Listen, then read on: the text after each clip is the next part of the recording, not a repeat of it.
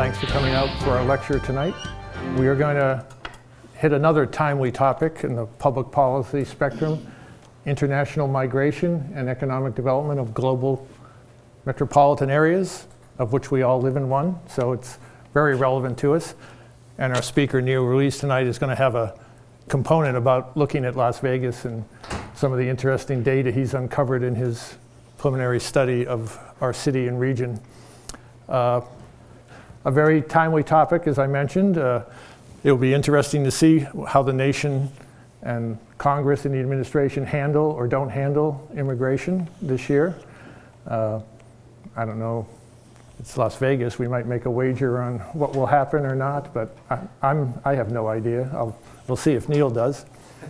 And as recently as the State of the Union, it was mentioned, and there's of course the, if you will, the global immigration issue, but then components of it. What Neil's going to talk specifically about, more specifically about H-1B visas, and I'll leave him to elaborate on that portion of immigration for you.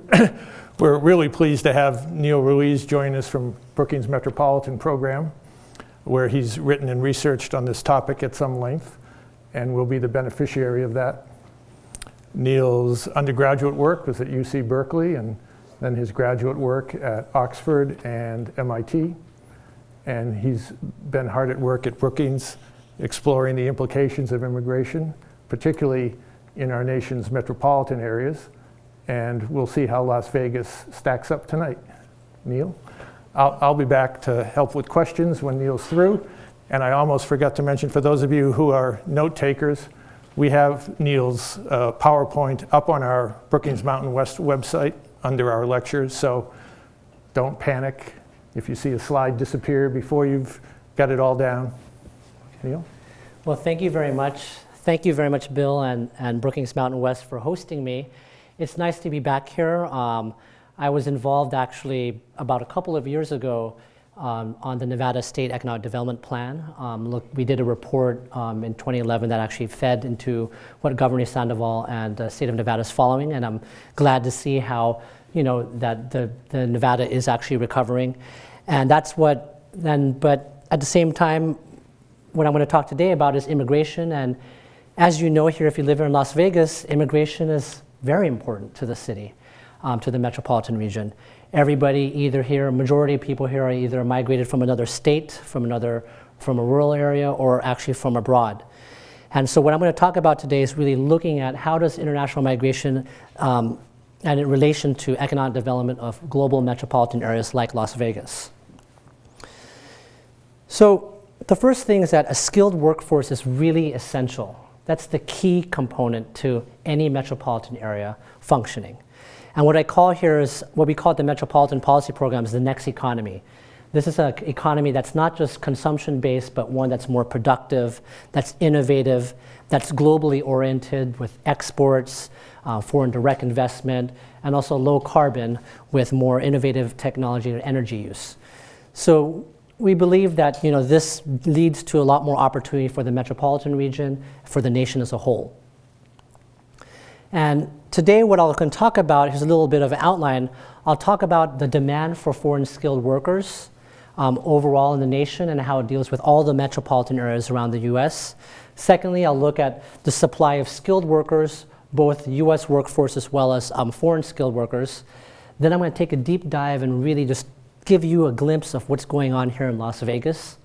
And then fourthly, I'll talk about the challenges and prospects for immigration reform, what's happening where I'm living now in Washington, D.C., and what are the prospects of why it's so important for reform to happen at the federal level and what it means for you here in Las Vegas. So first, back in July 2012, I did a report with me and my co-authors that looked at the H-1B visa program in this report called The Search for Skills. This Brookings report was the very first study that actually took a look at the geographical demand for H-1B workers by employers throughout the United States. I was able to find data, and I found it with the employer metropolitan, kind of the addresses of where the metropolitan, where the employers are located, what are they looking for, what kind of workers are they can't find from the local population, and why are they requesting this non-immigrant H-1B visa.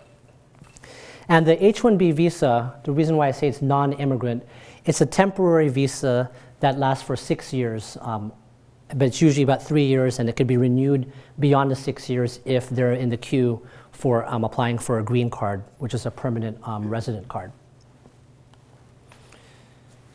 So the H-1B program, what I'm arguing is that it connects the US employers to high-skilled workers. How does it do that? Back in 1990 is the last time that the H-1B program kind of has a major overhaul in terms of creating this visa program. And in 1998, there was some little bit of revision. So it's been kind of long overdue since the H-1B program has been looked at in terms of reform. And this is true about most of all of immigration policy in the United States. We really have been living, you hear this term, the system is broken, and it really is broken. It's because we've been working in a system that's been in existence since post-World War II, and it hasn't really reflected the needs of the technological changes that happened and the interconnected world that we live in now. The H-1B program is really focused a lot on high-skilled. These are for workers who are, in the science, in the technology, manufacturing, in the computers especially. And so it really provides foreign workers, this is really their avenue of coming to the US through the H-1B visa program. But the H-1B visa program only allows about 85,000 per year to enter. And that's for the entire nation. And 20,000 of those 85,000 are reserved for advanced degree. Those are master's or above graduates of US universities like UNLV. So that's what the numbers that are currently in place. But around the world, globally, let's just take engineering. Where are all the bachelor's degrees in engineering being produced in the world? 56% are coming from Asia, followed by 17% in Europe, 4% in the US. And we have to remember, US, we are still the leading innovator around the world. Even though China has a lot of manufacturing, India has emerged as an economy, and Mexico is rising as well, and South Africa is rising. The US really, we've always been a very entrepreneurial, very innovative society.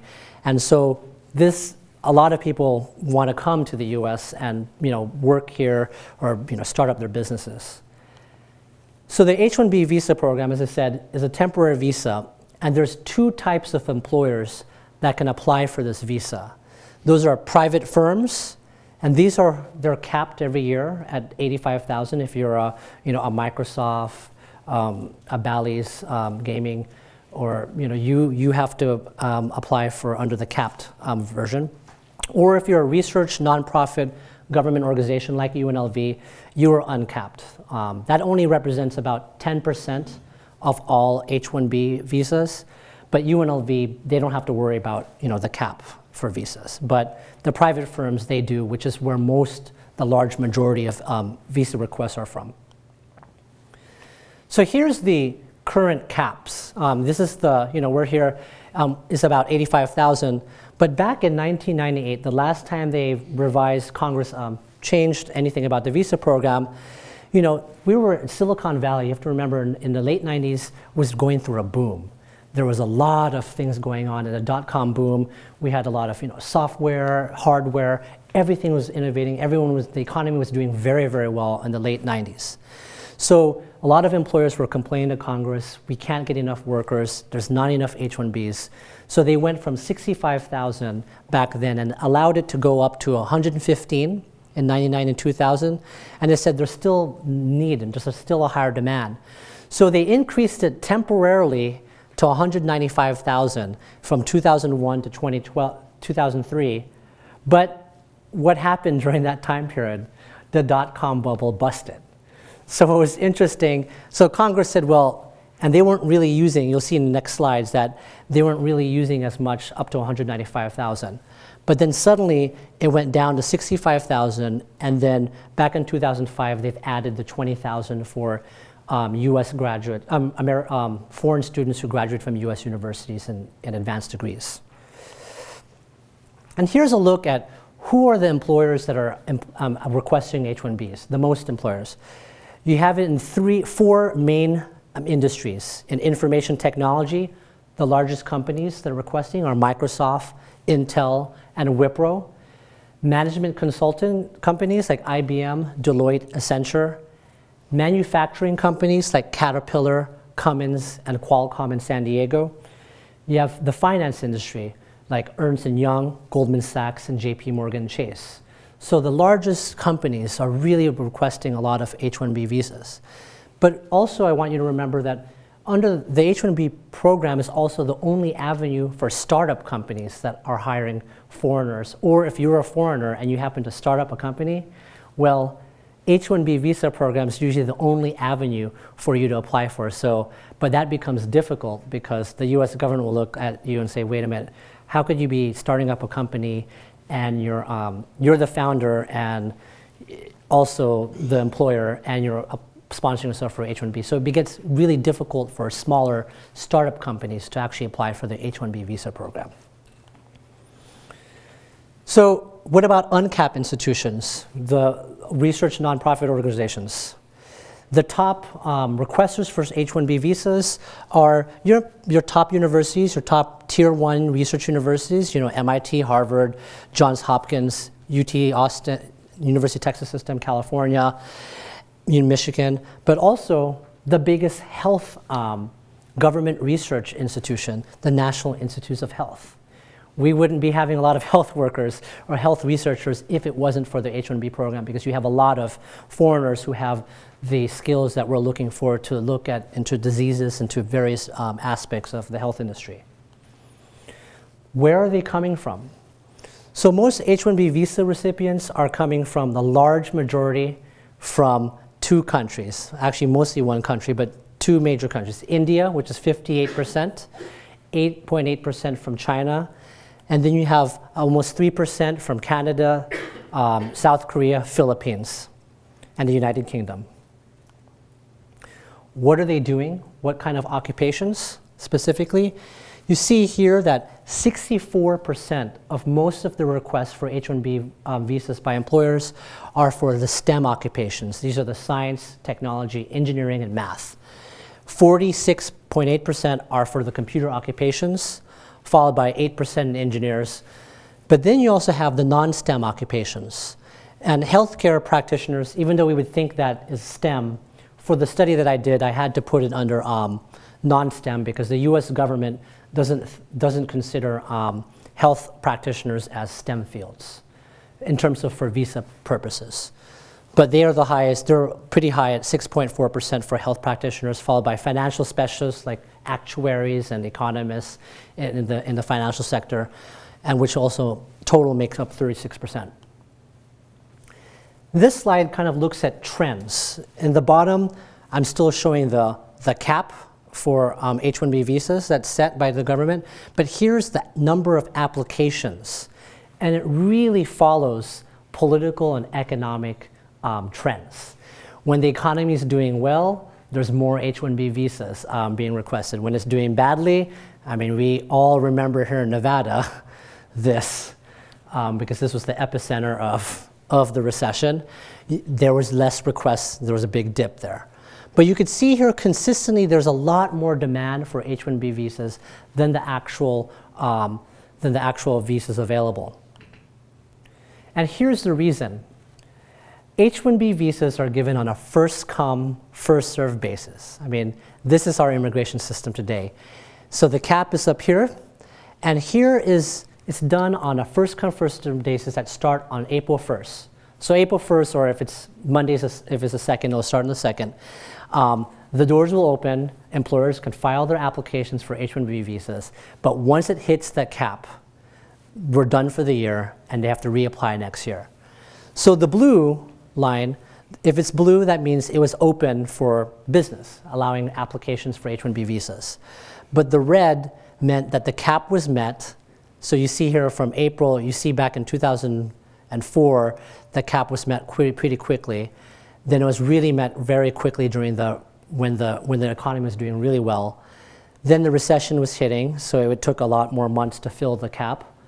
And then now Last year, so 2 years ago, it took about 10 months. 3 years ago, it was 10 months to fill the H-1B visas quota. A year after that, it took 10 weeks. Last year, it took 1 week.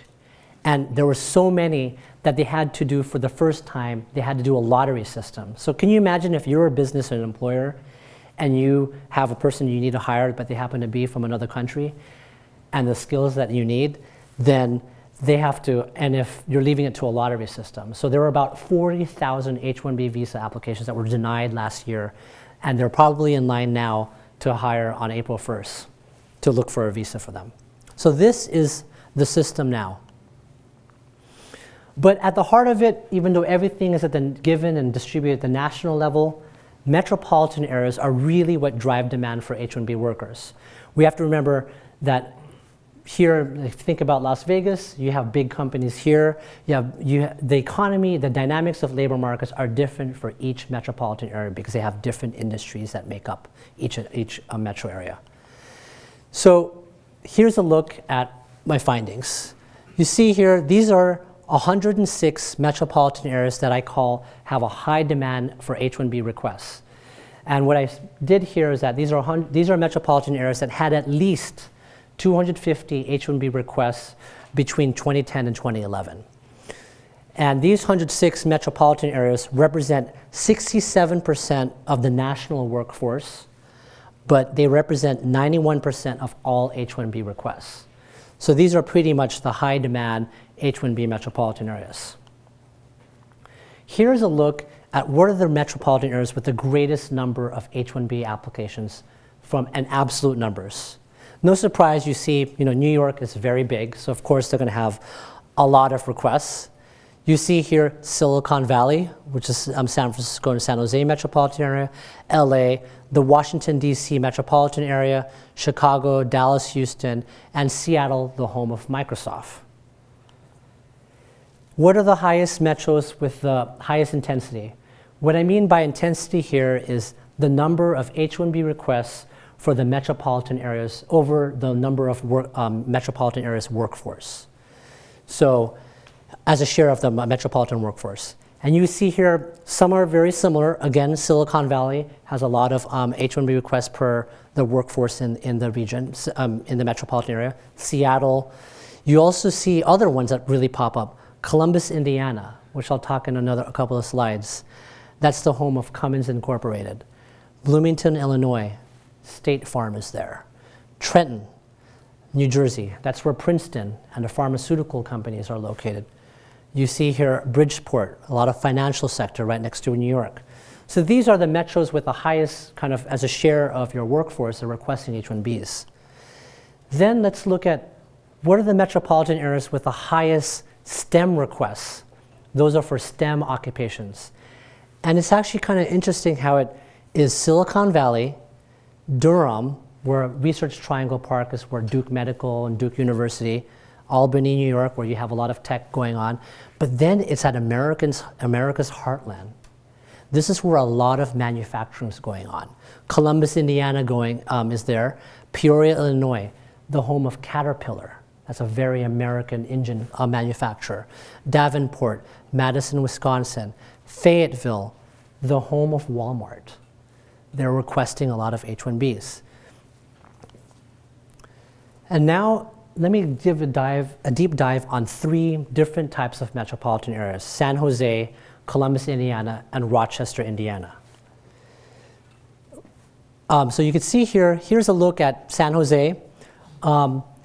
Between 2010 and 2011, there were 15,000 H-1B requests in the San Jose region. This is about 17.1 H-1B requests per 1,000 workers in the San Jose area.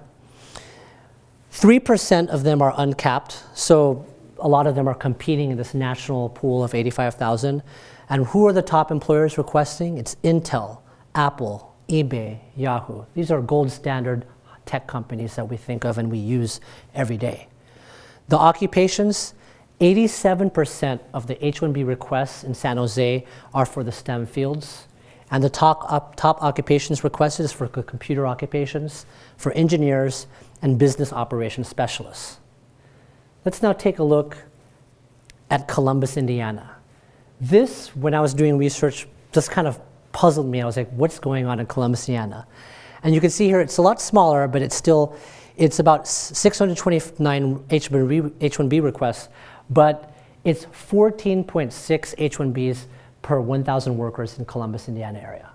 So it's really important to Columbus, Indiana. And only 1% are uncapped, but and you see here, Cummins is by far the biggest requester. And I remember talking and interviewing them a couple of years, and I was asking why, we're in the middle of recession, but you have a lot of requests for foreign skills. Why is that? They told me, well, we can't find the right workers. We need engineers, people who could help us with clean technology. We discovered something that works, and we need to export globally, and everybody has a high demand for a clean engine technology. So they were really thriving, and they still continue to thrive, but they needed the engineers. And when I look at Columbus, Indiana, their unemployment rate for those, even during the heart of recession, for those with bachelor's degrees and above, was about 4%. So they really didn't have a high unemployment rate. So that metropolitan area, again, very different even during the recession.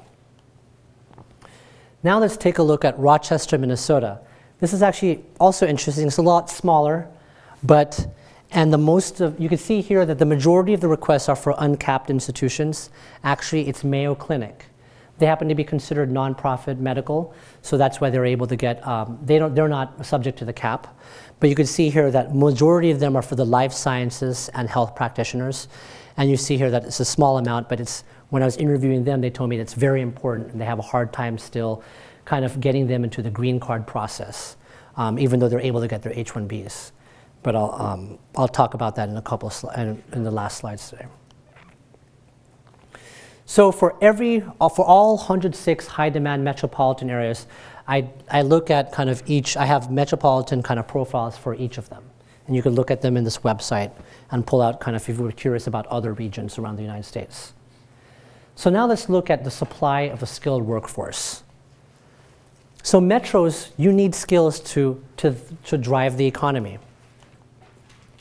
The H-1B visa program is actually fascinating because the way the designers built it in Congress was the visa fees, when employers pay, they have to pay quite a bit, between $4,000 to $6,000. And parts of that funding goes to training U.S. workforce, the current U.S. workforce. So over the last 10 years, it's not that big, but there's been $1 billion raised over this 10-year period. And it goes to two departments in the federal government, the Employment and Training Administration and the Department of Labor, that gives money for workforce skills training at the local level, and in the National Science Foundation, that gives money for scholarships for graduate training in the STEM fields. So the federal government, what I've found in this paper is that, what we recommended in our recommendation was that they should target skills training in high H-1B demand metros. If there's a lot of demand for H-1Bs, the way the program was supposed to work is that train the people so that you don't have to rely heavily only on foreign skills. You could train, and the data itself that I presented earlier kind of gives us an indication of what are the industries, what are employers looking for. So what they can do is actually target the training in these high demand occupations in those workforce grants, giving grants in those areas. But it also means that metropolitan leaders need to collaborate with the federal government to apply for these technical skill grants. But when you take a look, and one good example here is in Kansas and Wichita. Wichita kind of experienced a hard time, kind of like Las Vegas, where Boeing left, and there was a lot of unemployed, skilled people. So what Kansas Engineering Excellence Project was a collaboration between Wichita State, the local Workforce Alliance, and other commerce and their other research institutions, where they applied for this grant for $5 million to help unemployed people from Boeing get their bachelor's, master's, or PhDs. But what they did there is that they actually helped employers work with local, the Wichita State University to develop the curriculum so that they could actually train people who are going to be employable in the future that are needed by employers. So the employers actually advised, here are the areas that we need. We need to have more people in some certain areas of aeronautics engineering.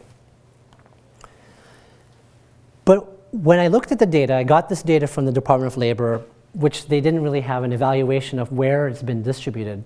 I took a look and I found out that most of the high demand metropolitan areas are not getting their fair share of the H-1B visa grants. The large majority of them are going to low demand H-1B metros.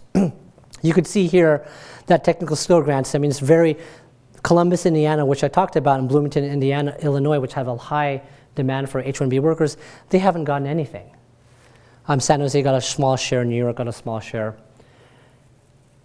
So that's an issue that I made a recommendation to the US government. They're looking into, and they have proposals in Congress to change that. But now let's take a look at metros, at the foreign students who are located in metropolitan areas. The US is the global hub of higher education still. We receive the largest share of all foreign students around the world, which is 21% of all students. The second is United Kingdom, followed by, I believe, Australia, Germany, France. But any foreigner who wants to study, the US is usually the choice, the first destination. And here's a paper I'm going to be giving you a little bit of a glimpse of, but there's a paper I'm going to be releasing at the end of next month looking at foreign students. I have data from the US government where they granted me confidential kind of addresses of all foreign students on an F1 visa that entered into the United States. And there's about 5 million approvals, and I've sifted through it to really kind of understand kind of where the students are coming from, not just at the national level to what metropolitan areas in the United States, but really to help us understand the local connections that could be made and are being made when foreign students come into the United States. There are 3 types of foreign student visas. The first one, which I focus on here, is the F1 visa. This is for full-time academic study. It's the most common visa. Second is the J1 visa. This is more for full cultural exchange, the Fulbright program where you have exchanges and which is a requirement that they return back to their countries of origin for at least a couple of years. And then the M1 visa, which is the most least used, but it's more for vocational training.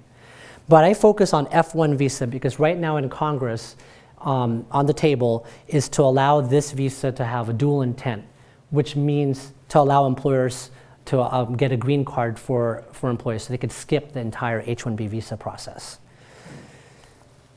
So where are most foreign students coming from? You see here the large majority of growth from 1950 all the way to 2012. You see a huge growth coming from Asia.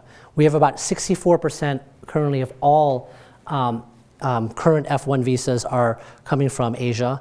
And the top countries are China at 25%, India at 15%, and South Korea.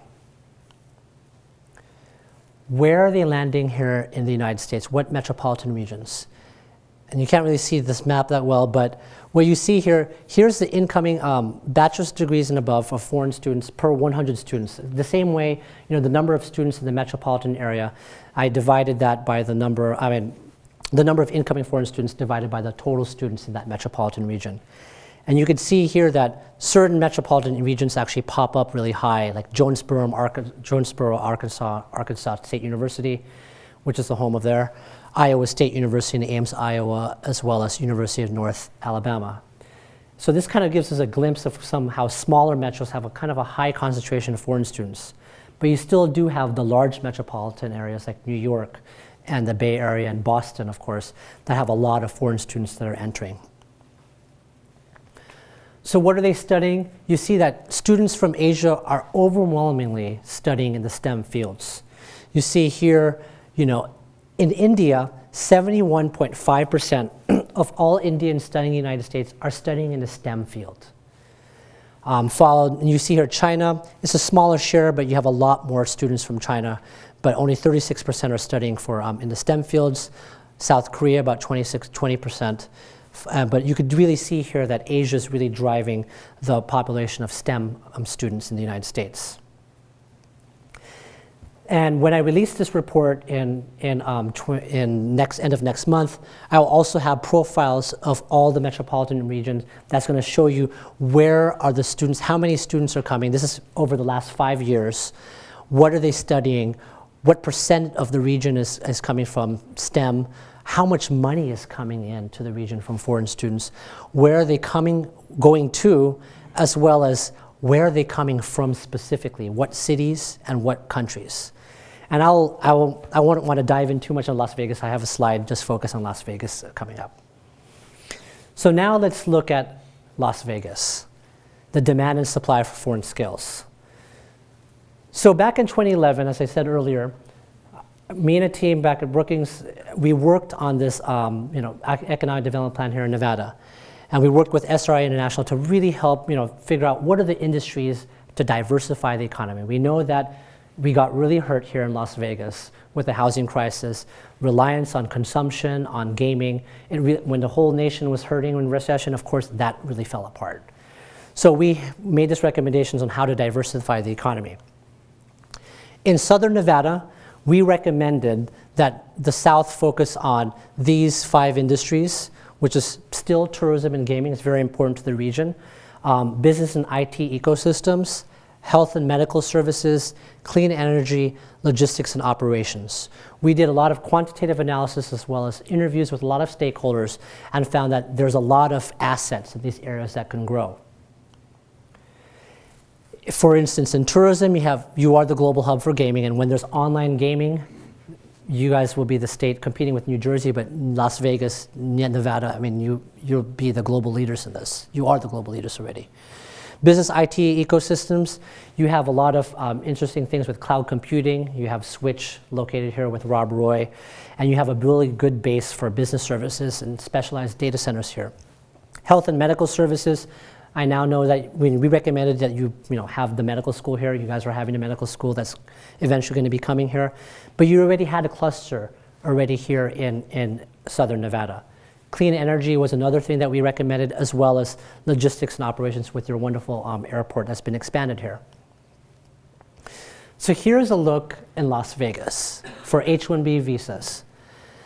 In 2010 and 2011, there were 780 requests, about 1 per 1,000 workers in the metropolitan area. 7% were from uncapped institution, which is largely coming from UNLV. But there's a large number coming from Bally's, and that makes sense because slot machines, all the technologies behind it. It's not as simple as people think, and it requires a lot of computer technology. So you can see here, 48%, almost 50% of the requests for H-1Bs here in Las Vegas metropolitan area are for the STEM fields, especially in computer occupations, health practitioners. As I said, you already had a cluster and a lot of need for skills, and it's showing up here with H-1B visa requests for health, engineers, and business operations specialists.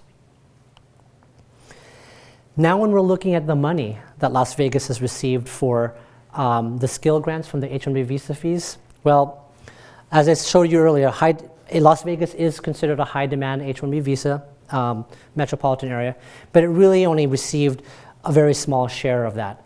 In terms of per capita terms, and it was only a one-time $400,000 grant. So there is room here, and I think that the Las Vegas region, your local economic development organization, should apply to the ETA and the NSF for more funding for your skills training here in the area. Let's look at your foreign students.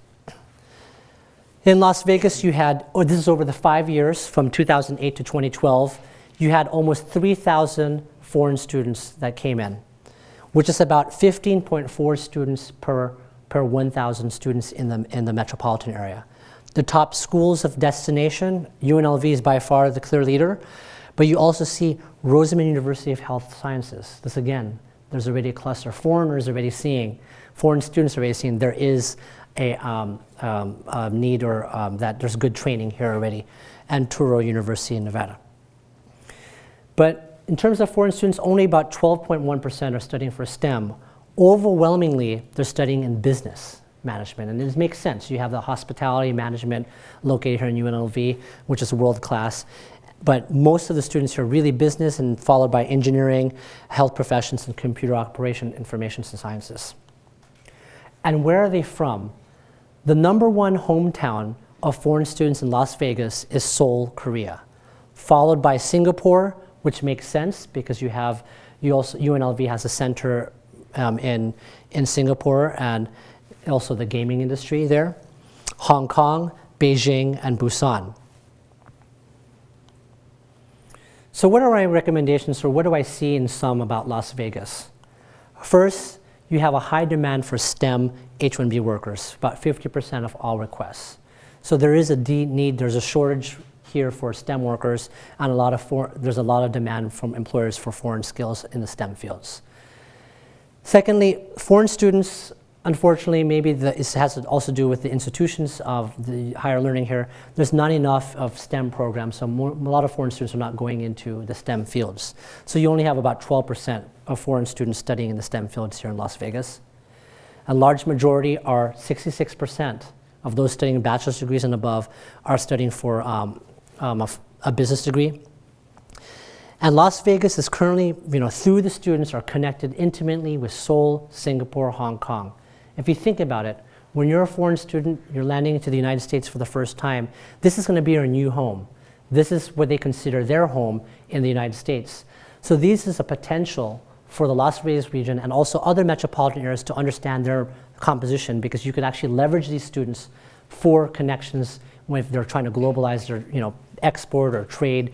They have the language skills, they have already the probably work experience or connections back in their hometowns abroad. And lastly, Las Vegas should apply for H-1B visa fees funded through workforce training grants. So what are the challenges and prospects for reform? Here's the current visa system, as I said earlier. If you're a foreign student and an F1 visa, you usually can apply for an extension, which is called optional practical training. It will allow 12 months to about 29 months if you're a STEM graduate of a US university. But then you have to apply for an H-1B if an employer is willing to sponsor you. That will give you another 6 years maybe. And then they usually have to apply for a permanent resident card, which is a green card. So if you're a foreign student, there's so many loopholes and so many obstacles to actually stay here permanently. This is our current visa system. And if you happen to be Indian or Chinese, Indians have to wait from the point of H-1B to green card. Once they sponsor, it takes about 10 years. For Chinese, from the point of H-1B to green card, about 6 years. This has to do because our current immigration system has a quota system that there can be no more than 7% of all green cards for any given country. But as we know, India and China are huge countries. It doesn't make sense. And if you saw the numbers in terms of the high-skilled migrants who are coming here to the US, they're mostly from India and China. So that's why we have this major backlog, and it's very difficult for Indian and Chinese to stay and work in the US, even though they're the most highly skilled. And here's a data that I was able to FOIA, that's Freedom of Information Act I got through the US government. They granted to me, and I found in 2010, we saw that in 2010, there are about 668 foreign students that entered into the United States. But in that same year, only 26,000 of F1s transferred to an H-1B visa. So there's a problem here of retaining. So if you're a foreign student, there's really not a lot of opportunity to really stay. Again, you have to go through all those loopholes to stay into the United States and work. But the good news is that Congress, whether you're Republican or Democrat, they agree on high-skilled migrants. On foreign students, as well as on H-1B, they've agreed on increasing the cap. They've agreed on some of the recommendations they had in the report to let it fluctuate to the economic needs of metropolitan areas, or that take into that account, as well as allowing foreign students to actually apply straight to green cards if the employer is sponsoring them. So that's what's on the table now, and there's a potential for it. There's an opening right now in Congress for something to happen this year, and I think that would be the most ambitious legislation that could possibly pass this year in Congress. Then you have another proposal. We might see this soon. This is Governor Snyder of Michigan. Michigan also, like Las Vegas, suffered a lot through the recession with the automobile industry. And they're having a lot of skill shortages, especially for the STEM fields. And he's actually requesting, why don't we have a pilot program where you give more H-1Bs or green cards actually set aside, conditional green cards, if someone lives and works in Michigan or lives and works in another Midwest area, because they have a higher need, lower unemployment rates. So that's especially for in the highly skilled areas. So that's kind of something that may be coming up and unfolding over the months, especially when they discuss it in the House and in the Senate. Well, that's my presentation. I'm glad to take a lot of questions here, discussion. Thanks, Neil. We have a few minutes, and I'm hoping, anybody like to start? Yes, sir. So I really enjoyed your talk and presentation, and one of your last slides pointed out that the hurdles the foreign student should overcome from switching from F1 to H1B and eventually maybe green card to be a permanent resident. That there's a big backlog, of course, depending on which country you're coming from. But one thing that we should not overlook as well is a reverse brain drain trend since late 80s, or I think it basically started after the dot-com bubble burst in early 1990s. Because those folks, mainly in IT industry, from China or India, their IT industry in their home countries is rapidly growing, and they need high-skilled workers. They even match some of those salaries they can earn from United States. And I know those type of the policies to retain those highly skilled foreign workers in the United States, yes, that will help some and that will partially solve the problem. But there is a bigger trend. Those students or the highly skilled workers tend to go back to their home country more recently. Yeah. So I don't know if you didn't mention anything about that trend. Yeah, I didn't mention that here, but yes, there is a trend. You do see, India and China also really emerged as big, powerful players in the global economy. And India in particular is very interesting because the IT industry is very competitive. This is a competitive advantage for India. So if we're kicking them out here or giving them a hard time, there's also an opportunity for them to build themselves back in their home countries. But one thing that I always hear a lot, especially from employers and also from Silicon Valley and Durham and everywhere else, is that there's still we have a lot more R&D still going on in the United States. So there's been studies where they do the R&D Silicon Valley, but a lot of Taiwanese help manufacture the silicon chips in Hsinchu Tech Park in Taiwan. So the manufacturing side, and now maybe more R&D is moving to Asia. But right now, especially a lot of these H-1B requests, they're really for the highly, highly skilled. A lot of them are for work in R&D. Microsoft is a global company, which is actually interesting. You just had the appointment of a brand new CEO who was a former foreign student twice, who was from India originally, in Hyderabad, India, Nadella. He's now the new CEO of Microsoft. And what's interesting is that Microsoft is a global company. They have operations all throughout the world. And I asked them, why do they need the H-1Bs here? They could just put them somewhere else around the world. But they said, well, it's because we need them for R&D. And R&D is still located in the United States because we have Stanford located there, Berkeley. We have the top institutions here. And that's where you want innovation to happen, not in India or China. And there's also intellectual property issues where China and India won't protect your IP. So that's why. Potential problem related to the policy reform to make it a lot easier to attain, to get through all these hurdles. For instance, like those folks in IT or STEM industry, yes, they finally get the green card, and it means as long as they come back to the United States once a year, they can maintain it. So the folks working at Microsoft or Apple, they can be hired by other big electronic companies like Samsung or LG or some other companies in China. And they are free to go anywhere with this skill set. And once they go back to their home country or some other Asian emerging economies, if they want, they can find another job in the United States later on. So ironically, those kind of policy reform might work in the reverse direction. I think that's a good point. Retain those high-skilled workers. Yeah. That's something that we we should also consider? I think you're right. I mean, it is a very fast, technology is very fast moving, especially in the high tech area. So you're right, it could be, but again, at the same time, there's pressure for people to be mobile between nations. And currently the system is making it difficult to actually move. So yeah, you're right. Somebody else, I saw a hand, yes, sir. How long do you anticipate it may take Congress to act on raising the cap, and to what level might they raise the cap? So there is a small window this year, and I think it's from April to summer.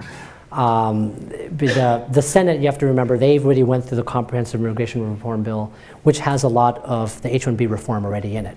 They would double it, raising it from 85,000 to almost about 180,000, I believe. So I think that is kind of what's there. And in the House, actually, they've already passed a bill through committee that actually is very similar to the Senate. So if they don't pass anything else, they have already agreement on high-skilled immigration.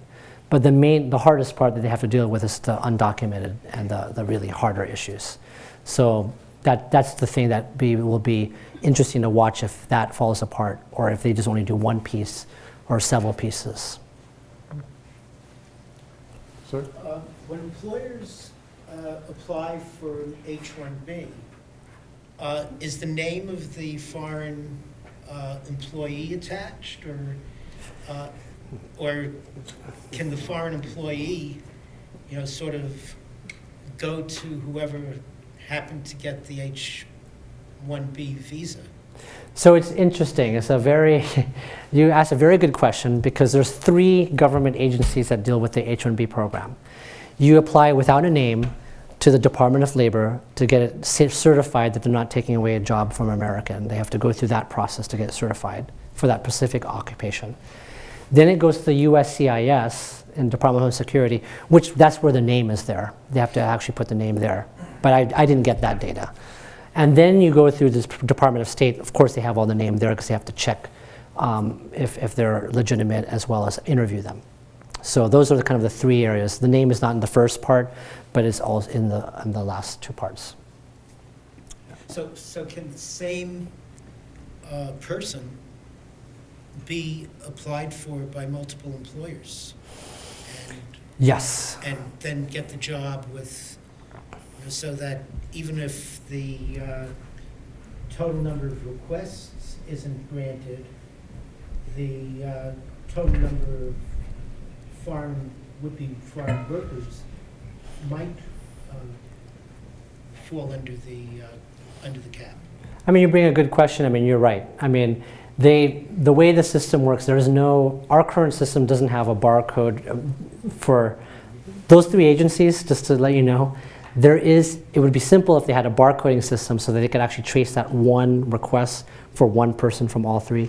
But you're right, they could be requested by multiple employers if they got 5 different offers and 5 different requests. And each of those would count as one? It could count as one, yeah. You're right.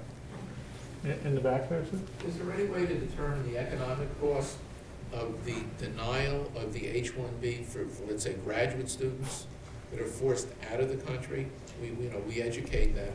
Yeah. They're forced out, and then there's the opportunity loss cost of not having them work in the United States. I see that in the programs I'm in here. Everybody has to leave. Yeah, that is a very, very big issue. I mean, when it comes to universities, I mean, it is, international students usually pay especially more in terms of tuition. So you could say, well, that's fine, they could leave. But at the same time, it's still resources and it's still a spot, especially if you're working in the STEM fields. They're working with innovative ideas, they're working in something cool and innovative that could be groundbreaking in many cases. But then if they're forced to leave, then they can't continue that work. So they have to either go somewhere else, and Canada is welcoming everybody. There's a lot of countries that are actually just marketing based on our problems. Canada says, come, you have a bachelor's degree or above, we'll let you in. Even if you don't have a job, they'll let you in. If there are any university colleagues here, please feel free to correct me, but you get in this cycle of foreign students like out-of-state students. There's a financial incentive for a university to accept them because they pay higher tuition and fees, and they in effect subsidize your state students. But as you said, they then leave, so they don't generate that long-term benefit to the nation. Right? Yeah, I mean, there's one, some people would say that, especially you saw like Arkansas State University and a lot of state universities, because they've been cut a lot of funds, they wanted to market to foreign students. I mean, University of Michigan, even out-of-state students, they've been leading in terms of just charging an exorbitant amount of money for out-of-state students and foreign students so they could raise a lot of capital. But still the issue is about retainment, which is huge, because if they're already here and they have these connections and assets and they're studying certain things, they could be great if they were staying here to fuel your economy already here. Well, I think it relates to Bill's points. I just want to get a couple in the front Kind of here. answered my question, and when you showed all the universities there and the number of visas, I can understand why, most of them are on the East Coast, and you look at the pattern going across the country, but I was really surprised with Arkansas, Alabama, Iowa, and I was wondering what, because that obviously doesn't really go at the gradation with population centers. Yeah. But why are they so popular? Yeah, yeah. I mean, it's kind of interesting. I did talk to some of the universities down in the middle of the country, and they, yes, they're trying to attract foreign students, especially for tuition. That's kind of a lot, But there are also kind of partnerships. I know that I think Arkansas State has a partnership with Mexico for training in aeronautics. With I think Mexico's sending some scholarships And would that students kind of there. relate to that high demand and low demand discrepancy, or the funding aspect of it, where it seemed like the higher demand cities were getting less of the per capita funding? Yeah, I mean, yes, I did see some of that. I mean, it is interesting in terms of the funding that there's a lot of, in the middle of the country that were getting more funding as well versus the bigger cities, but that, yeah. Sir? I'm curious if, along with your research on this, you did any type of parallel research into the number of undocumented students who are living here and came here without like F1 visas, who are studying in the STEM fields, and what those kind of figures would match up against the students who came with visas. I wish I could do that study, but there's no data. That's the hardest. I mean, that could be done if someone was going to do a survey, and people, with techniques and really understand if they're willing to actually volunteer the information, because I would imagine it would be scary for undocumented people to tell the truth about data, but that would be great. And I'm sure there's a lot of students who are in that situation. Do we have a last question? Oh, sir. I was just going to ask a little bit more about that inequity there, that 1529 number that you put up there. Is there some more statements you could make about maybe where that money is going? Yeah. So what's interesting is that, the Workforce Training Administration, ETA and Department of Labor, when I interviewed them and talking to them, they said they cannot, the way the law is written right now, it really is about local leaders applying, the workforce development agencies really applying for these grants. So then there's also incentive to kind of diversify geographically. But I told them, well, why don't you do it for the high demand H-1B areas? Because that makes sense. These are the occupations. Well, I said, they told me admittedly saying, yes, we wish we could do that, but by law, what was written in Congress, this is how it's done. But there was an interesting tweak that happened this year that I was involved with helping them, and they wanted to see if they could use the fund to fund STEM education. This was part of President Obama's kind of from last year's State of the Union. He wanted more STEM education in high school. So there's a thing called Youth Connect, and I believe that there's some Las Vegas people, like agencies that actually applied for it. But that is going to actually give fund from the H-1B program for the first time for high school. But if you look at the Senate and the House, the current recommendation, the current program, that they want to actually raise the fees and actually put it into actually STEM education for states, because the education is really controlled by states. So the ideal situation is that a new fund would be created, which they've agreed on both House and Senate, it's already in both of them, and that fund would actually be given to states that could apply for them. Because the capacity at the local level is really difficult. Sometimes you're going to have this really showing, that distribution also show that some areas are probably better at, have the capacity to apply for these grants. Because metropolitan leaders, they have to apply for these. So, and if you don't have capacity or don't even know about it, like in Columbus, Indiana, then they're missing their share. So that's what's going on. As a technical clarifying point, could you tell me, some of this is rolled up in the workforce reauthorization language in both the House and the Senate. Yeah. Are other pieces that you're talking about, are those in other bills then, or is it all part of? Yeah, that's in the Senate's comprehensive immigration reform bill. So it would still keep this funding, but it would actually increase more. So they would probably have, I think, from what I saw, instead of you saw $1 billion over 10 years, it would actually give $5 billion per year. So it would be a lot more, which actually you could do a lot more for that. And we have to remember, we had sequestration. There's not a lot of funds going around. Visa fees is kind of a way that you could actually raise that funding. Thank you, sir, for your presentation and your time. Thank you all for joining us and for your questions. We have another lecture coming up next week. We'll switch nights of the week. It's next Thursday. And for those of you who've been coming to our lectures, we'll have Carol Graham back from Brookings, taking a look at the impact of information technology at a societal level. She's got some really interesting insights from around the world. So I hope you can join us next Thursday night. And thanks again.